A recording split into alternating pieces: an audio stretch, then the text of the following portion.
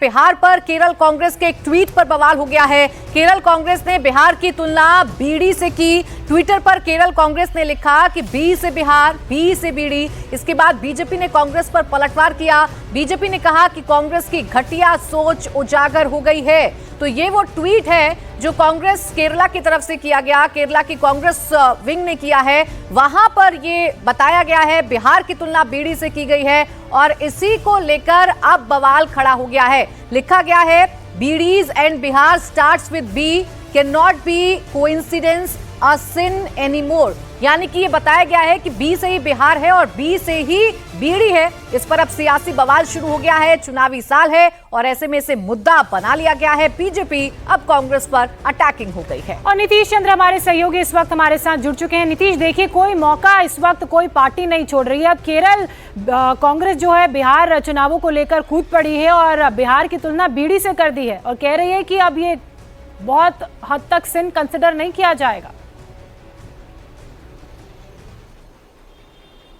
जी हाँ, बिल्कुल। और इस तरह की बातें पहले भी आती रही हैं और इसको लेकर जो विरोध है वो लगातार जारी रहा है।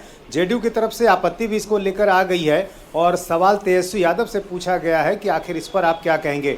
अभी हाल में रेवंत रेड्डी जब आए थे राहुल गांधी के साथ, उस समय भी एनडीए की तरफ से ये सवाल खड़ा किया गया था कि जिस रेवंत रेड्डी ने बिहार के लोगों के बारे में क्या कुछ कहा था, उनको आप साथ लेकर घूम रहे हैं। तो जाहिर है चुनाव का वक्त है, तो ऐसी स्थिति में इस तरह की बातें जो है सामने आती रहेंगी और जाहिर है जवाब भी जो है इस तरह से दिए जाते रहेंगे।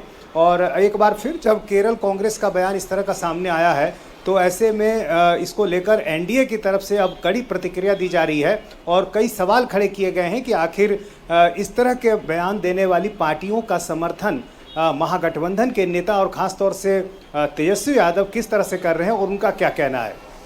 बिल्कुल ठीक है। अब इसे बिहार अस्मिता से जोड़कर देखा जाएगा नीतीश, और इसे एनडीए भुनाने की कोशिश करेगा। लेकिन सवाल यह है कि जब केरल में कांग्रेस के ट्विटर हैंडल से, ऑफिशियल ट्विटर हैंडल से इस तरीके के बयान आते हैं, इस तरीके के पोस्ट आते हैं, तो तेजस्वी यादव इस पर क्या जवाब देंगे? अब आरजेडी कैसे अपना बचाव करेगी या कैसे जनता के बीच में जाएगी इसे लेकर?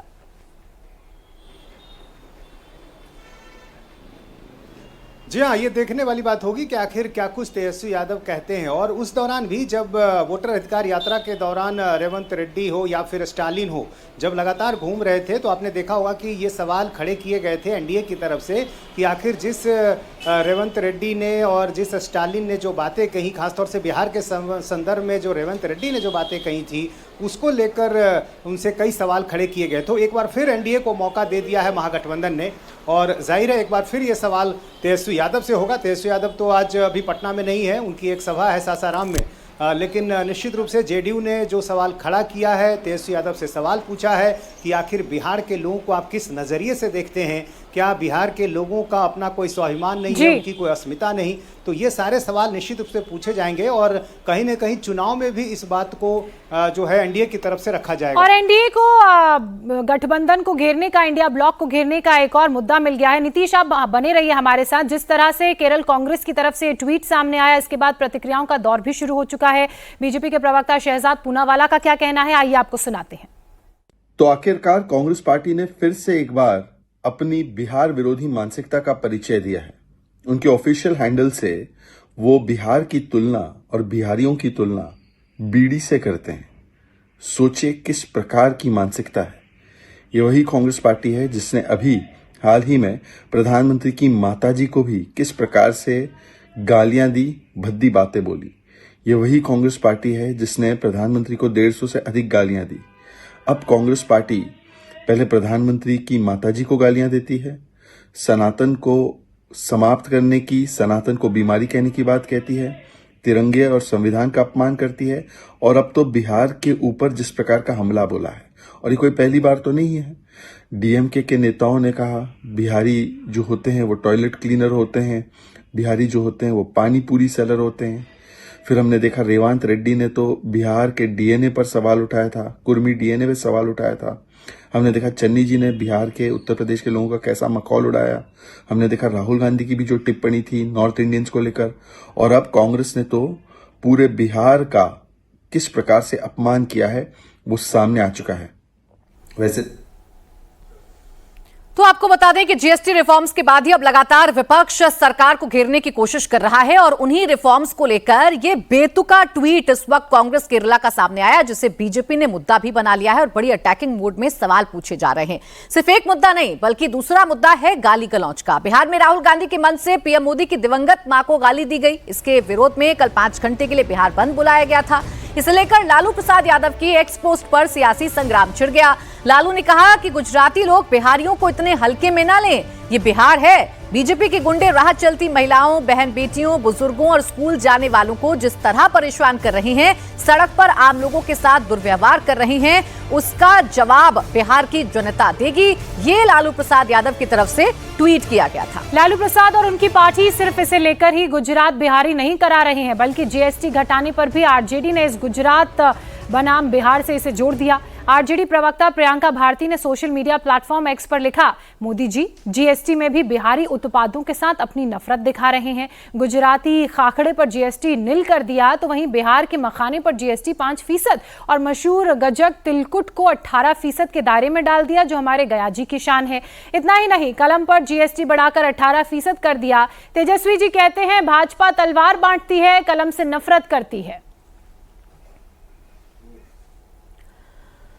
तो एक तरफ अलग अलग मुद्दों को लेकर एक दूसरे पर अटैक किया जा रहा है, तो अब कैसे अपने अपने वोट बैंक को साधने की कोशिश की जा रही है वो भी आपको बताते हैं। बिहार में विधानसभा चुनाव को लेकर अपने वोटर्स को साधने की रणनीति शुरू हो गई है। राजनीतिक पार्टियों की नजर इस बार कुशवाहा वोटर्स पर है। आज कुशवाहा समाज के सबसे बड़े लीडर रहे शहीद जगदेव प्रसाद का शहादत दिवस है। इस मौके पर पटना से लेकर सासाराम तक 2-2 बड़ी रैलियां हो रही हैं। पटना में आरएलएम नेता उपेंद्र कुशवाहा की बड़ी रैली है, तो वहीं सासाराम में आरजेडी नेता तेजस्वी यादव भी कुशवाहा समाज को लुभाने की कोशिश करेंगे। उपेंद्र कुशवाहा ने पटना के मिलर ग्राउंड में परिसीमन सुधार रैली का आयोजन किया है, तो वहीं सासाराम में तेजस्वी यादव राजनीतिक एकजुटता रैली कर रहे हैं। उपेंद्र कुशवाहा अपने कुशवाहा वोटर्स को एकजुट करने की कोशिश कर रहे हैं, तो वहीं तेजस्वी यादव अपने एमवाई समीकरण में कुशवाहा को जोड़कर बिहार में सत्ता वापसी का गणित जोड़ रहे हैं। बिहार में कुशवाहा वोट बैंक एक साइलेंट गेम चेंजर के रूप में काम करता है। अगर बिहार में ओबीसी वोटरों की बात करें तो यादवों के बाद कुशवाहा वोटरों की ही आबादी है। बिहार में कुशवाहा समाज की आबादी 4.27% है, जिसका 11 जिलों की 35 से 40 सीटों पर खासा प्रभाव है, खासा दबदबा है। यानी ये समाज इन सीटों पर जीत और हार को तय करता है। 1990 से लेकर 2000 तक कुशवाहा समाज लालू प्रसाद यादव के साथ रहा, लेकिन 2000 के बाद से वो नीतीश कुमार के साथ जुड़ गए। यानी लव कुश समीकरण, जिसमें लव कुर्मी समाज और कुश मतलब कुशवाहा समाज। नीतीश कुमार कुर्मी बिरादरी से आते हैं और यही कारण है कि लगातार इस वोट बैंक को भी साधने की कोशिश हो रही है। नीतीश आज 2 महत्वपूर्ण रैली हैं और इन रैलियों के जरिए हम देखेंगे कि किस तरह से कुशवाहा वोट बैंक को साधने की कोशिश करते अलग अलग पार्टी के नेता नजर आएंगे। जी हाँ, बिल्कुल। कुशवाहा वोट बैंक एक अहम वोट बैंक है बिहार में। और देखिए, तेजस्वी यादव की भी कोशिश रही है। पिछले लोकसभा चुनाव में उन्होंने कई कुशवाहा उम्मीदवारों को टिकट दिया और उनको कामयाबी भी मिली है। तेजस्वी यादव को अच्छी तरह पता है कि सिर्फ एमवाई से बात नहीं बनेगी, उसमें नई जातियों का जो वोट बैंक है वो जोड़ना होगा। और उस प्रयोग में कुशवाहा पर उन्होंने सबसे ज़्यादा दांव चला है और यही कारण है कि तेजस्वी यादव की भी कोशिश है कि वो कुशवाहा वोट बैंक को अपने साथ साधें, और इसलिए वो कई प्रयोग जो है पिछले कुछ चुनाव में करते रहे हैं। दूसरी तरफ उपेंद्र कुशवाहा, जो कि कुशवाहा समाज से आते हैं और उनकी जो एक पार्टी है राष्ट्रीय लोक मोर्चा, कुशवाहा जाति पर उनकी अच्छी पकड़ मानी जाती है। उनका भी दावा है कि कुशवाहा वोट बैंक उनके साथ रहता है। तीसरी तरफ आप बीजेपी को देखें तो सम्राट चौधरी, जो कि डिप्टी सीएम हैं, उनको इतनी अहमियत यदि बीजेपी ने दी है तो उसकी वजह यही है कि वो कुशवाहा समाज से आते हैं। और नीतीश कुमार, जो लवकुश जातियों पर सबसे ज़्यादा जिनकी पकड़ रही है लंबे समय तक, तो ऐसे में नीतीश कुमार के राजनीतिक पारी के खत्म होने के बाद इस वोट बैंक का उत्तराधिकारी कौन होगा, इसकी लड़ाई अभी चल रही है। और यही कारण है कि हर तरफ जो है ये कोशिशें की जा रही है। आरजेडी की तरफ से भी कोशिश की जा रही है, बीजेपी भी चाहती है कि ये वोट बैंक उनके साथ बना रहे नीतीश कुमार के बाद भी। तो ऐसी स्थिति में ये ठीक है, जातियों का जो जातियां हैं उनको जोड़ने का काम किया जा रहा है नीतीश, और ऐसे समझा जा सकता है कि एमवाई समीकरण के साथ साथ और भी जातियों की जरूरत महागठबंधन को है, इसलिए कुशवाहा वोटर्स पर भी अब डोरे डालने की कोशिश की जा रही है। शुक्रिया नीतीश तमाम जानकारी के लिए।